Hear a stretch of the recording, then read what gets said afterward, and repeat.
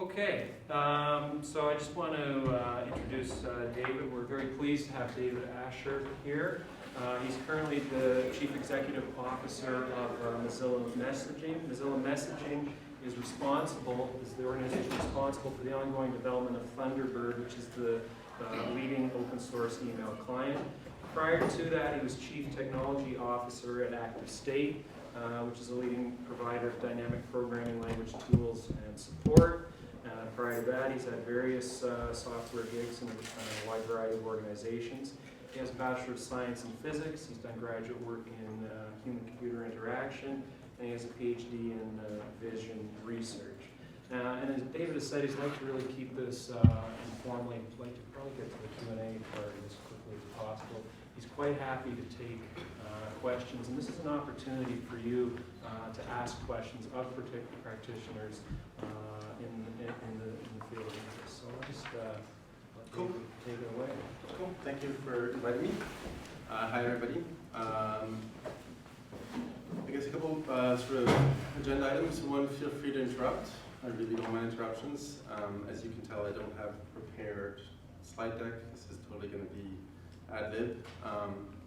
I figured what I would do is give you a 5-minute version of my educational and career background, because I think it's kind of, well, it certainly says something about me anyway. And then talk a little bit about, I know you guys are probably thinking about careers in a variety of ways, both from a pure intellectual stimulation point of view, and also from a career planning point of view, so I figured I would give you my thoughts on those two things. And then I really do want to get to discussion and questioning as soon as possible. It's sometimes harder with computer geeks, but I know you guys can do it. So, my background is quite weird. I grew up in France, except for a year in England, when I learned English at age 9. I went through the French school system, which is quite different than what you're seeing here in Canada.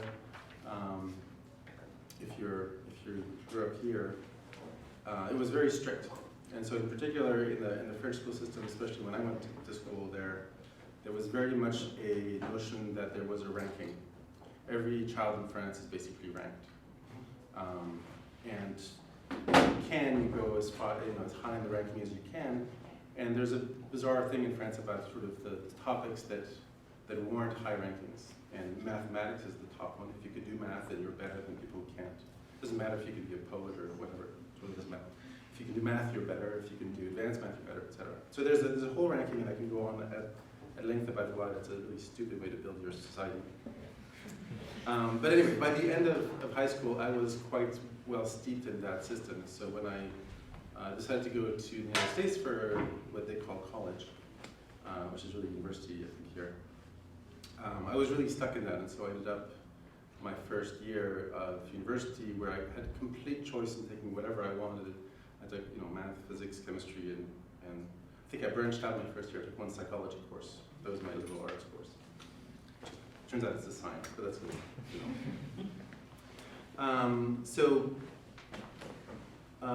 Went to this very interesting school in the United States, Brown University, where you could create your curriculum.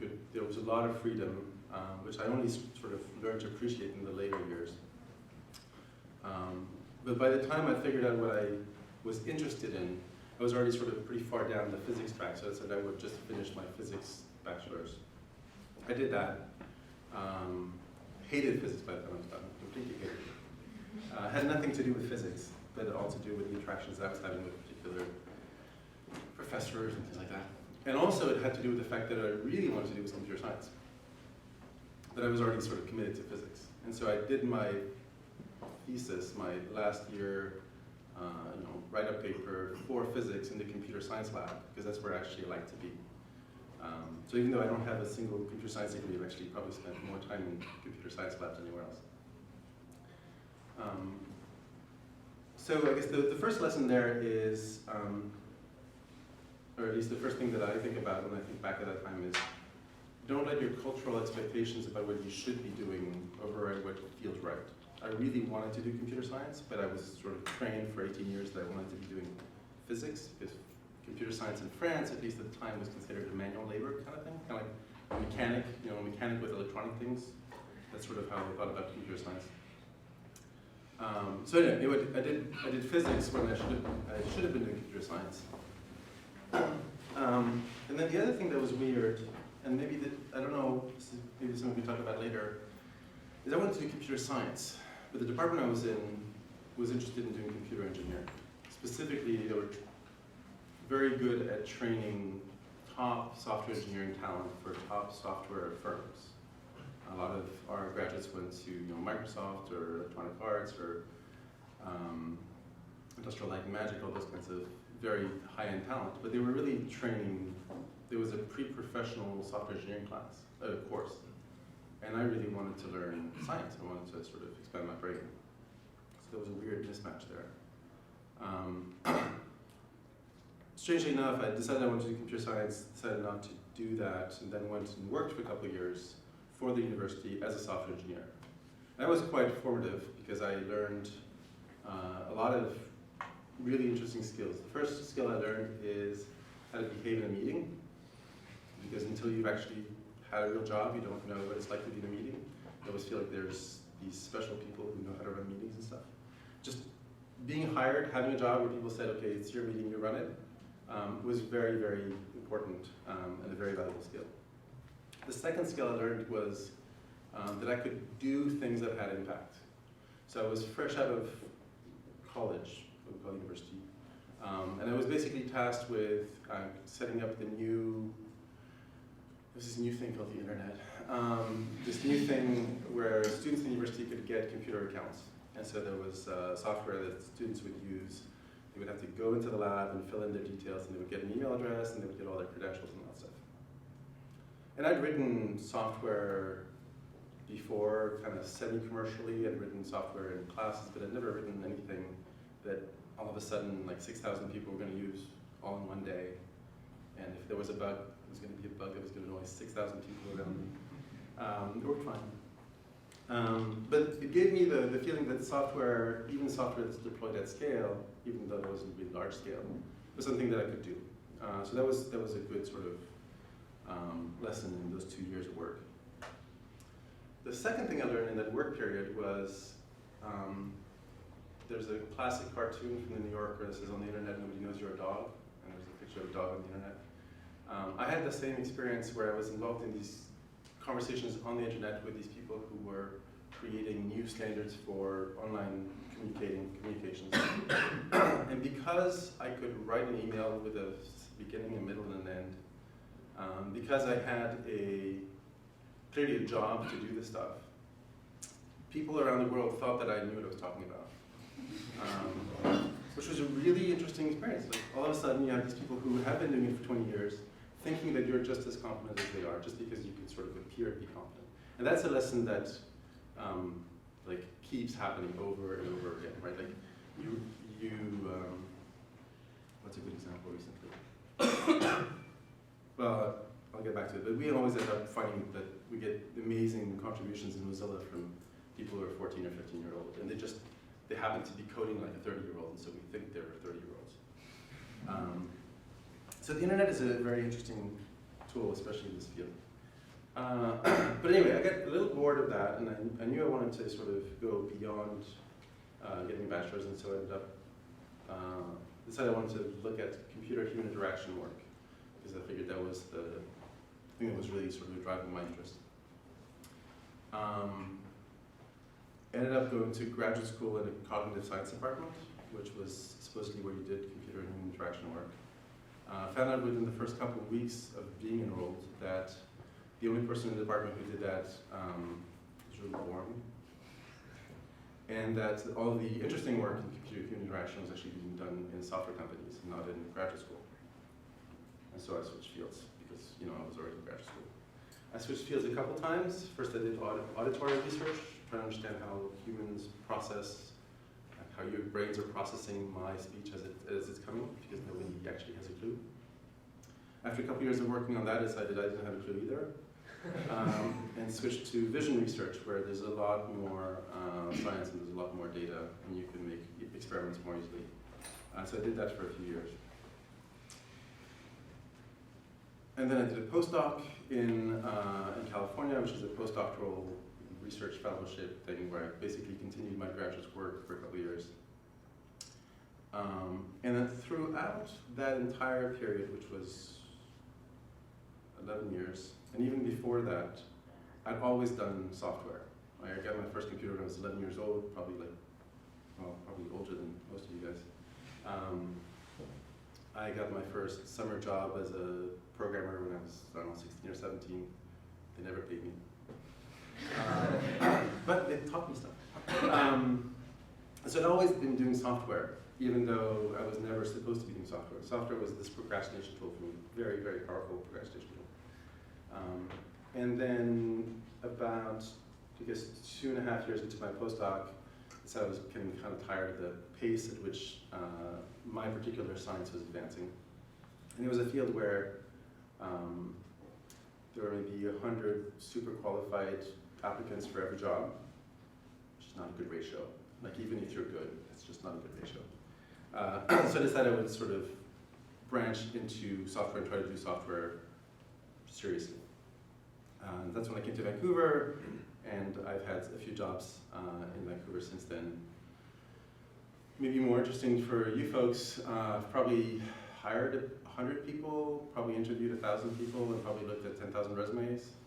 I'm making those numbers up a little bit, but then sort of guessing, maybe it's a factor of 2 or 5 off, doesn't really matter. But so I can tell you sort of what I look for and what I don't look for, and that might be helpful if you guys are thinking about that part of life. The thing you'll notice is a lot of changes, right? Like I was doing physics, and then I was actually doing computer graphics stuff, and then I was doing computer networking, and email, and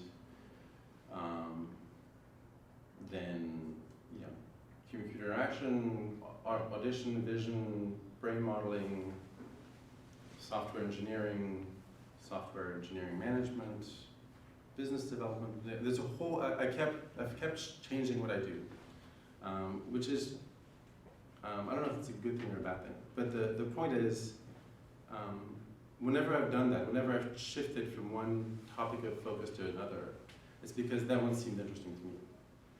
And every time I look back at the sort of things that I've learned in every one of those phases, and I always find things that were useful. So, in graduate school, a lot of the time you spend in vision research and cognitive science is to understand how to do statistics right.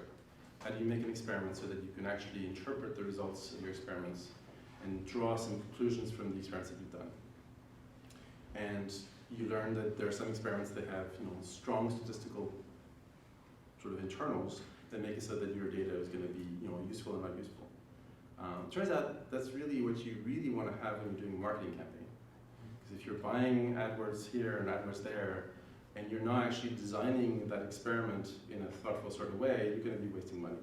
If you do it thoughtfully, you can reach a conclusion sooner. So this thing, which was completely driven by the bizarre things that are cognitive psychology, end up being very useful in a completely different field.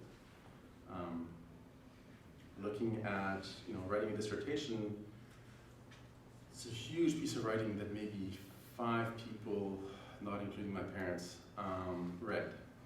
And why would you bother spending 2.5 years of your life writing a document that nobody's going to read? It's a really good question, actually. One thing is it gives you a marker that you can finish something. There's millions and millions of dissertations that were started. The percentage that are finished is much smaller. And so that, it sounds bizarre, but just finishing something is a very, very important marker of your ability to follow through, but also it's a good thing for you to get closure, right? Because people who've never finished something get really frustrated. So to be able to say, I finished it, it's done, I can move on to the next thing, is also a really powerful thing. And then the biggest thing I think is that every time I've changed fields and every time I've sort of tried to learn about something else, I think my brain gets better and I get happier. Right? So I get, there are people who are very, very passionate and driven in one particular focus. Those people accomplish a lot, that particular focus. That's not me. I wander all over the place. It doesn't really matter, from my perspective, it doesn't really matter as long as you get whatever achievements and rewards you want along the way. So my guess is that the speakers you'll get will span that spectrum. There'll be people who, knew when they were 12 that they wanted to be an astronomer, like a friend of mine did. And he spent the last, 30 years becoming an astronomer. So that's sort of my background. Any questions about that so far? Not very fine. All right. How many people here are worried about their careers? Or sort of coming to this thing to learn about the kinds of jobs you want to have? And I'll ask this other question about other motivations. It's okay to be honest. Yeah. All right. How many people are primarily in school to learn stuff and because it's fun? How many people with both? Right. Both is good.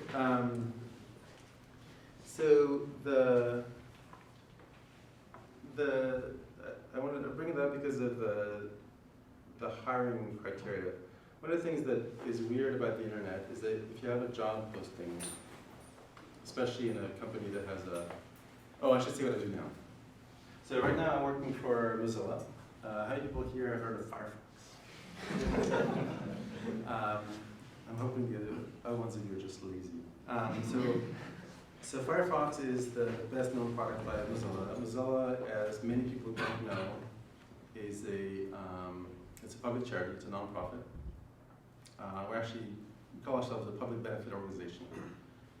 We're a little weird as an organization in that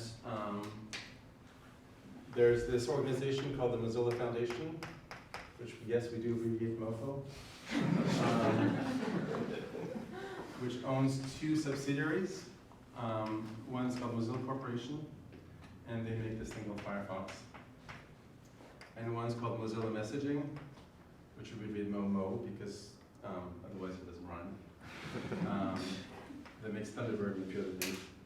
And Mozilla as a whole is has tasked itself with making the internet as awesome as it can be for as many people as it can. And in particular, we're really trying to make the internet awesome for people. It was created back when Internet Explorer had 98% market share and the web was dying because Microsoft was basically strangling, because Microsoft had no interest in a healthy web. And a bunch of crazy people ended up starting this thing that became Firefox, which became quite successful. At this point, Firefox has somewhere between 35 and 40% of global market share, which is a very, very large number of people. Almost all of whom have either installed it themselves or had their nephew or grandchild install it for them.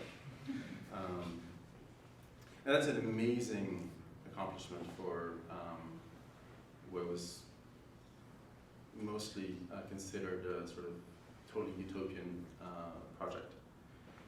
And what's also interesting is that because people use the web to do searches for things that they end up buying, there's a little bit of revenue that comes in from every one of our users, which if you have a few hundred million users, ends up being significant money. So right now we're about 300 people, maybe 400 people, something like that. And I run the group that is trying to make sure that communications on the internet is just as vibrant as the web, as browser. So just like Firefox has basically made it so that the web is vibrant and healthy and there's new websites all the time and blah, blah, blah. We're trying to figure out how do we make it so that not everybody's data is owned by Facebook, for example. Facebook is great, but it's only as great as its current shareholders want it to be. And that doesn't strike us as a very healthy setup. So we're always sort of, the negative side is we're always paranoid about what's going to happen to the internet if we don't do something. The positive side is we are a bunch of stupidly ambitious and happy people who like to get people to come and help us do stuff. So we have 400 employees, but we have thousands and thousands of people who contribute actual code, or actual QA work, or actual evangelism, or actual marketing, or whatever. So there's thousands and thousands of people. It's really hard to actually count them. Trying to get together to make the web better for everybody. So it's a pretty cool project. And I'm CEO of this thing. You'll notice that I have neither degree in computer science or in business. Not necessarily a good idea. But anyway, so the reality is we hire, and so when we hire, we put up job postings on the internet, and then we get a lot of job applicants. And it's kind of silly, the numbers that we get, right? So we ask for an office manager, and we get, probably a few hundred entries, including from all around the world, even though the job is obviously in Vancouver. And so what's kind of sad about that is that I have a few seconds to figure out whether a resume goes in the let's look at it later or delete pile. That's not very long, right? That's not very long for somebody to come across and say how awesome they are and why I should be looking at them. And so this is where I think the notion of degrees and non-degree things are interesting. Let's talk about software engineers, because that's the most of the hires that we make. Software engineers come in, I would say, 3 flavors. There's the academic superachievers, like the guy hired from, with a master's from MIT, who's super brainiac, very, very smart, can tackle any problem I throw at him, as long as it's complicated enough. It's true. Those are pretty easy to find, pretty easy to spot, and pretty rare. If you're one of those people, you'll be fine. Make sure that you have, make sure to somehow identify that in your resume. But generally PhDs, that's pretty good. Masters from a good school, that's also good. Second group are people who, regardless of their particular academic achievement, have some other identifying marker. And so Mozilla is all based on open source software. Mozilla is open source software, which means that our software is out there for everybody else. And we're very much part of the open source world. Anybody here not know what open source is? Good. So the fascinating thing about open source as a recruiter or as a hiring manager is that I can see how you work without interviewing you, without talking to you on the phone, without bringing you in, without even doing a reference check. I can preemptively do a background check on you and see not only what kind of code do you create, what kind of projects are you interested in, what quality bugs do you file, how do you behave on mailing lists, what do other people think about you. All that is available by inspection in an open source world. And so the recruiters in Mozilla are trained to go to GitHub and go to SourceForge and go to all those places and look for people who are stars. Right? And you can be sure that Google has recruiting algorithms that do that automatically. We're doing the manual work. And so I would say, if you want to be a software engineer, think about it if you really have an excuse not to be involved in an open source project today. Because your competition will be doing open source stuff. Maybe they'll be creating their own project and starting to have something awesome. That's pretty rare. Maybe they'll be just getting their feet wet in the field of actually making software better. So this is a trick question. How many people here are currently involved in an open source project? Ha, gotcha. So everybody says, well, okay, let me just say, why not? Somebody have the courage to be the first one to answer. Assignments are due. Right. So no time, that's one. Profit. What? No profit. No profit, no short-term profit, man. No time, no profit. What else? No idea where to start. What? No idea where to start. No idea where to start, very good one, yeah. And I think there's a fourth one that people say, which is that people feel like they're not competent yet, that they don't have the skills to bring. And I would say that the four of those are all wrong. So on the no skills to bring, every open source project has, every worthwhile open source project has a public bug tracker where you can see the issues that people have with the software. And if they don't, you can help them by setting one up. It takes 5 minutes. Those ideas will span a gamut. They'll span the gamut of things that are really hard and you need to understand the software really well to contribute it. And some of them will be things like, oh, we need to update the documentation page to talk about how to install it on Windows. That latter part, you can do. No time. I want to be cautious about it because there's a whole bunch of different lives and lifestyles. But I want people to think about how much time they spend on Facebook or watching TV. And think about carving time out of that budget for I would never say carve time out of the assignment budget, but carve time out of the Facebook budget, the Lost, or American Idol time, to just make a little, get your foot wet. You can make up a name. You don't have to use your real name. It doesn't really matter. Nobody cares. You can do something completely obscure and probably what nobody cares about. Just get your feet wet. Just fix a typo on a wiki, and that'll be your first contribution. And do it a few times until you get some positive feedback, and then you'll get hooked. It does not take a lot of work. And no profit.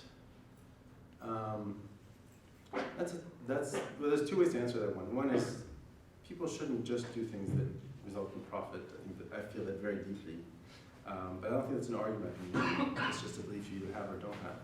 The second one I would say is that I would argue there is a lot of profit. It's just a long-term investment. So as a personal story, when I was in grad school, I knew a lot about programming, and I wanted to make these, as I said, I was working in auditory research, and so I wanted to be able to generate sounds that varied in a variety of ways. So I wrote this complicated piece of software to do that, and then I wanted to share it with my coworkers. It's a long story. I'll make it short. I got involved in this programming language called Python, which back then was not at all popular. And I didn't know anything about language design or implementation. I could not contribute. But I was just using it, asking a lot of questions. And I got into this sort of pattern over the years of working with engineers who were really, really good, and they could make awesome software, but they could not document it to save their lives. And so I said, well, if you'll explain it to me, then I will write the documentation. And I did that once, and that led to a blog page that was interesting to me and nobody else. I did that again, and that led to a contract where I was paid to finish it. I did that a third time, and that led to a book that was published a lot. So there is actually profit, even in the non-coding stuff. And in the coding stuff, my entire point is that there is actually a lot of profit. In particular, if I look at a resume, I will almost look at, I will usually skip the first page where they talk about the GPAs and the courses, and I don't care. What I'll look at is, what are the things that this person has done that actually demonstrate who they are, as opposed to where they went to school. Because everybody's gone through the usual curriculum. And I don't actually get to see anything interesting about the courses. I don't get to see the final project. I don't get to see, the resume, you just see the, whatever it is, 3.5 GPA, and, whatever the 3 lines are that summarize your education, it's usually useless. But if I can see, oh, committer on this project that has got nothing to do with the job at hand, but committer for 3 years and grown the community from just 3 people to 12, and now being used by this other project, that tells me a whole lot more about your ability to actually be effective in a software team. And so this is probably not what Langara College wants me to say, but the GPA part I really don't care about that much, with a few exceptions, right? If you have a terrible score, that does matter. If you have awesome scores, that's good. But like that whole area in the middle, whether you make it through the cut will be depending on all kinds of other things. So anyway, you have to somehow stand out. The other thing I was going to say is, I don't want to go too far on the quit school and start hacking school, which some people feel very strongly about, right? So there's a bunch of very influential people in Silicon Valley who basically believe that people should quit school after high school and just start working. And I'd say for a very small percentage of people, that's a viable strategy, because they are, they're not able to cope with school for whatever reason, and they're this particular kind of technical genius that the Silicon Valley and software industry sort of likes to reward. I think those people end up, in general, unhappy and miserable, with a few, and some of them also rich. But there's something about a computer science education that teaches you some basics without which you can't compete. So for example, one of the classic interview questions that we'll ask, or that anybody in a sort of a competitive software firm will ask is, present some high-level algorithm for solving this thing, and most people can come up with some version of that. And then you'll ask, okay, what's the order of this algorithm? Is it in order n, order in log n, order n squared? Basically, how efficient is it? And that's a kind of answer that basically detects people who just sort of made it through school versus people who understood what was important about what they were learning. Because anybody can write an algorithm that solves something. The question is, if you're given 1 million of those, can you make it finish this year? Right? And that's when it gets hard. And so I would say you want to push your brain in both directions. You want to push your brain in terms of making sure that you understand the critical concepts about whatever it is you're studying, whether that's in physics or computer science or whatever. And then in the field of software in particular, you can do things that you can't do in any other field except maybe robotics now, where you can make your own robots. But you can't go and make a high-energy experiment. You can't do that. You can't, it's not really allowed to make biological experiments with a bunch of things. But with software, you can just be a professional even though you're 12 or 13 or 16 or 18 or 20 or whatever. Even though you have no degrees, even though you have no anything, you can just do it. Right? Anybody can put up a website that shows an idea that explains something. So just do it. There's nothing to lose, except a few hours of loss that you can then catch up on Wikipedia. So I have one last point, and then I figured we could do questions. Group 3, or did you say group? Oh, sorry, group 3. Yes, so the first one is the sort of academic overachievers. The second ones are the people who have demonstrated some kind of competence in the real world. And the third kind are the people who just went to school, and they just did the schoolwork. And I had a conversation with one last week, Harvard, right? Harvard computer science. Good scores, had nothing to say, right? Like, he just did the computer science curriculum and had nothing in his life apart from whatever fit in that box. I have no interest in talking to that person, right? He can go out and do something and then come back and then I'll talk to them. But right now they're useless. And so that's the third group. And I said, don't fall into the third group, right? Not everybody has the sort of whatever it takes to become a genius, whatever. But you can all go out and start hacking something. As a side note there, this is like a kind of interesting story. Mozilla has a large office in Toronto, about 30 people now. And we get a lot of our interns who then become employees through universities and colleges. And Toronto is a particularly interesting case in point. There's 2 schools in particular there. One is University of Toronto, you've heard about it. Classic, really good school. The other one is called Seneca College. And Seneca College is not considered a top-tier school or whatever. They're creating the best batch of interns that we've ever seen. And we're hiring people from there all the time. And the primary reason is this one professor who has decided he's going to make it his mission to get his kids, his students, and give them real-world experience. And so he basically became friends with some of the Mozilla people, and we're taking Seneca students and giving them Firefox 4 blockers. So I don't know if you know, Firefox 4 is a little late. There's some blocker bugs we have to fix. We're giving it to some of those students and getting them to fix it. And like it hurts, it's hard, and then they've done something important and they've learned a lot, and then they can use that either at Mozilla or elsewhere. So I think there's a field in which this is a field where the standard boundaries of what's a good education and what's a bad education are really shifting and under sort of a lot of interesting shifts. Which actually brings me to my last point, which is gender. One of the reasons I did not go into computer science for my bachelor's, even though I probably could have, was that the computer science lab was this sort of vat of testosterone. It was an extremely competitive, extremely aggressive space where if you didn't know this command in Emacs, it was a very uncomfortable place. I'm a guy, but that doesn't mean I like that kind of behavior. And it is proven that that's a stupid thing to do, both as a man and also as a field. Yeah, it doesn't pay off again. And so I'm encouraged to see a bunch of women here. I want you women to sort of keep at it and don't take any shit from anybody. And I want the guys in the room to behave. Because computer science breeds a certain kind of macho behavior, which I'll tell you, in the workplace, it does not work. Right? Like, you get fired for this new stuff that you might get away with in other parts of the world. So this is a little pet peeve of mine because it's a real problem that we need to figure out ways to address.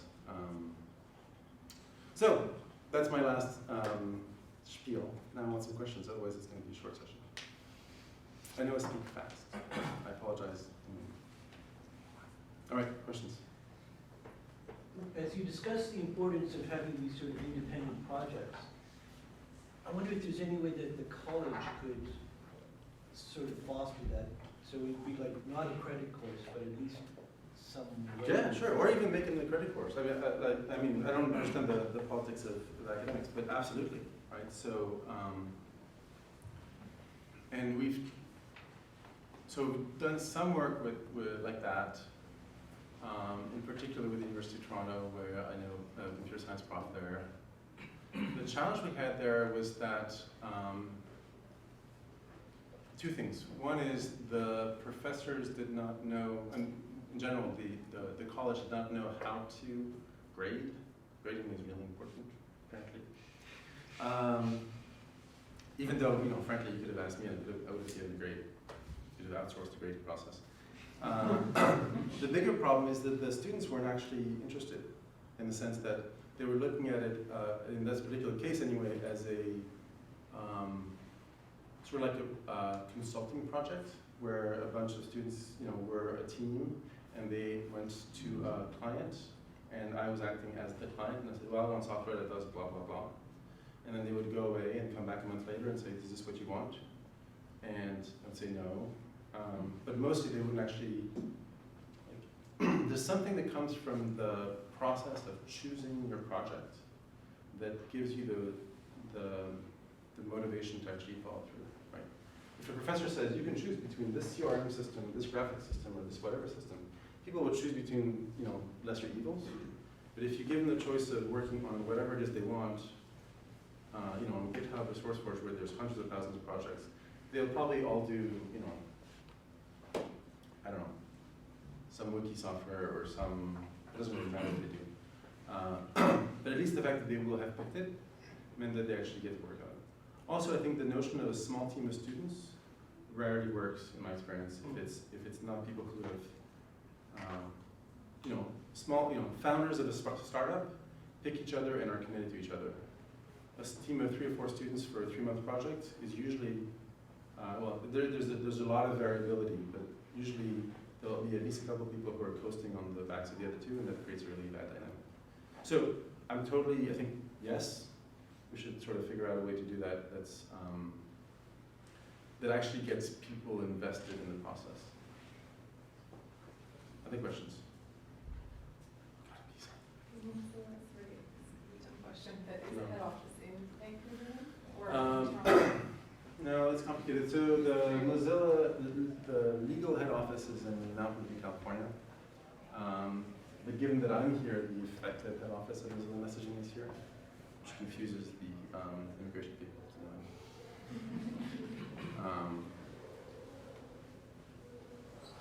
Yeah, no, it's fine.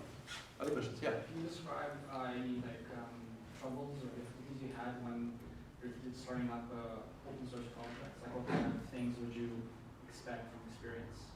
Yeah. So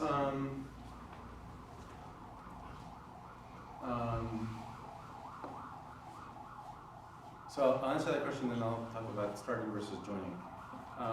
Starting an open source project is fun because it's your baby and you get to decide everything.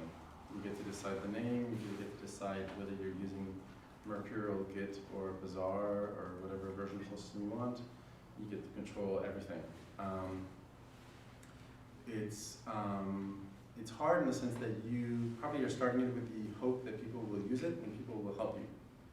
And if you've just started an open source project with no experience, you're probably forgetting that everybody else in your shoes is doing the same thing. So lots of people are starting up their one-person open source projects and they never will collaborate.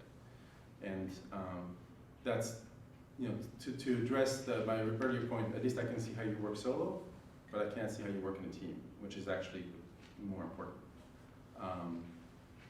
It's maybe not more important, but it's as important.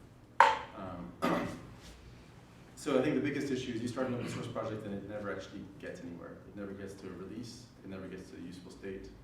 Because it turns out writing software is hard, it takes a long time, lots of issues. So I would say, for every open source project you start, in parallel you join something else. Maybe a project that you need for your software to work, right? So if you write software, if you're doing some sort of web-based document management, blah, blah, blah, and it uses XML, then maybe you need some library that processes XML, so you participate in that project to see how they do things. Because open source software projects have, over the last 20 years, developed quite a large set of best practices about how you run a project.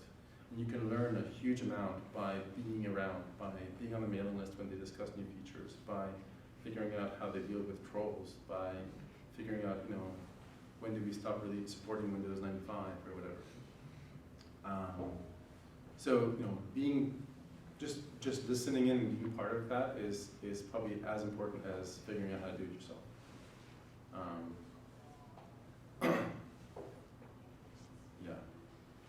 Yeah. Another question. So further on that, if I was thinking about you have obviously experience with long-term projects, what kind of difficulties did you notice as the project ended up going to the first year or the second year or the third year? How the project evolved, I guess? Yeah. There's lots of but luckily software almost never dies. It would be nice if it did sometimes. A couple thoughts there. One is there are technical evolutions that need to happen, which can be very, very painful. So, case in point right now, Firefox, because of both of the requirements of working on mobile phones and also the requirements of being able to resist bad plugins like Flash, is moving to a multi-process architecture where, a long time ago, Firefox was all one process, and now it's moving into multi-process world. So that's a technological transition that is incredibly hard when you're dealing with millions of lines of code, thousands of programmers that have to learn new things, and where you actually may have to change the product. So any change that causes users or developers to feel pain is really hard. The maybe more interesting one is the generational one, right? People's interest in software ebbs and flows. So, I did all this stuff in Python, I'm not doing stuff in Python anymore. So figuring out how, both for you to let go of something you've invested so much of your time in is really hard but important. And for the same time, how to figure out how to get new people interested who have new interests and who are hopefully going to take the software somewhere different. How to make room for younger kids who unfortunately are smarter than you and will do things better than you. That's hard for a lot of people. Yeah, there's a whole lot of tools. And I think the other thing is understanding that software is not people. It's okay to abandon software. It's not okay to abandon people. That's a really hard thing for a lot of people to do. When I started Mozilla Messaging, people were very upset because Firefox gets more funding than Thunderbird.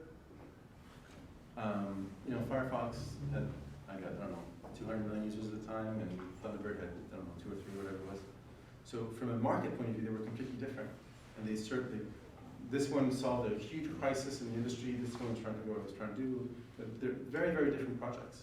But people treated them like they were siblings. Like, you can't be, it's not fair. It's like, software's not about being fair. Like, it's not a person.